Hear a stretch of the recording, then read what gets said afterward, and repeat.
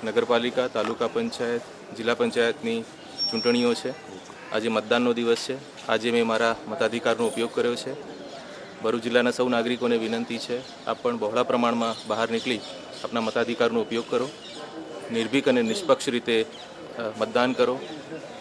આપ પોતે તો મતદાન કરો જ, પરંતુ સાથે સાથે આપના પડોશી, આપના મિત્રો, આપના પરિવારજનો એમને પણ મતદાન કરવા માટે પ્રેરિત કરો. ખૂબ મોટા પ્રમાણમાં મતદાન કરી આપણે લોકશાહીને વધુ સુદૃઢ બનાવીએ એવી અપીલ છે. ધન્યવાદ.